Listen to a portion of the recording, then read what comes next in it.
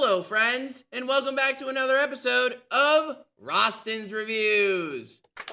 My name is Mr. Rosten, 7-4 Social Studies teacher here at BMS, and I am very, very excited to bring you episode 5 of this year's Rosten's Reviews. This week, we're going to go over the middle and southern colonies. We're going to go over how the colonies were similar and different, and then, last but not least, we're going to start our French and Indian War. So let's jump right into it, shall we? Boom.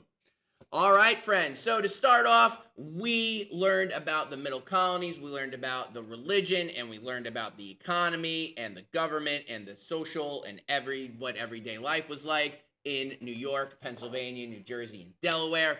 We started annotating things a little bit more intently, so we made sure to circle our social studies or repeated words. We underlined our topic and marked it down, and then we highlighted our important information. So we learned about the middle colonies. We learned about that the middle colonies had religious tolerance and religious freedom, and we learned about how the government was more of a wide variety. You had some democracies. You had some people who had full loyalty to the crown. So it was a nice mix of different people. We then learned about the southern colonies, and we learned about Virginia and Maryland, North Carolina, South Carolina, and Georgia.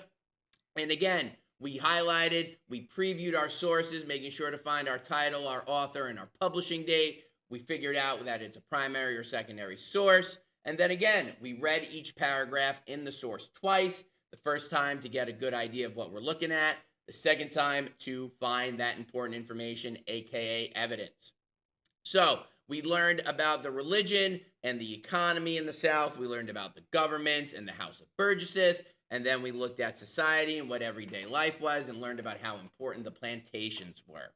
So once we have figured all of this fun stuff out, we decided to do a Venn diagram. Now, not every class got to do this, unfortunately.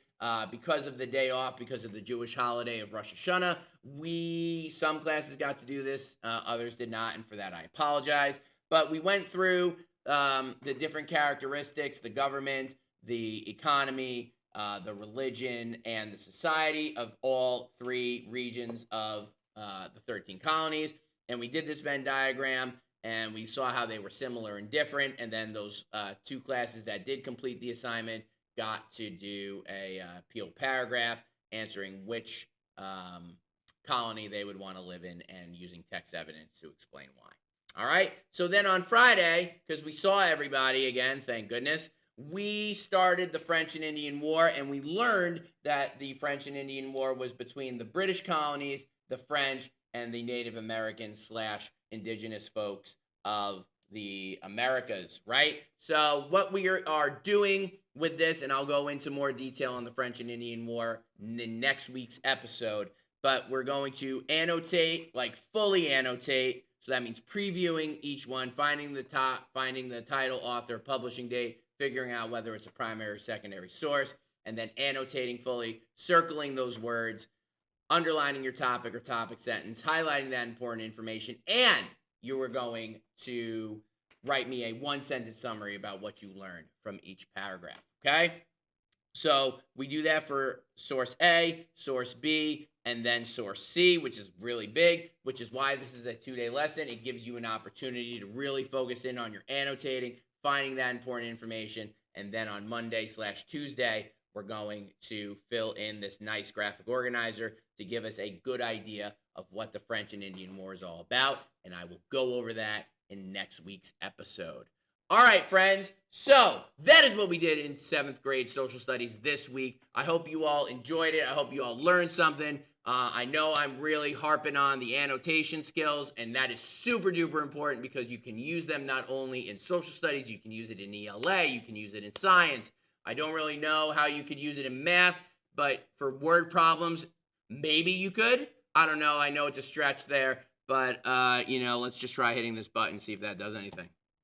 Awesome. Oh, it's doing something. Excellent. Well, we'll figure out what that is. No important announcements this week. I just wanted to give a shout out to all y'all. You did really, really nicely on our field trip. I had a great time. I know some of you didn't get to participate in all the activities, and for that, I apologize. It was just one of those things, guys. There was a lot of people, a lot of things to do, and we live and we learn, right? So I hope you all did have fun. I mean, I thought it was pretty cool seeing the quarters where the high ranking officers lived. I thought it was cool walking around the grounds where you know revolutionary soldiers were marching and stationed, and there was like history like all around us. It was really cool. I really hope y'all enjoyed it though. Anyway, that's all I got. I'm gonna go take my picture for picture day. I hope you all are ready for the surprise. It's gonna be awesome. And that's all I got for you. So take the weekend, recharge those batteries, come back on Monday with enough energy, 110% effort, because Mr. Rosten is bringing the heat in social studies every week. All right, friends, that's all I got for you this week. I hope you all have a great weekend.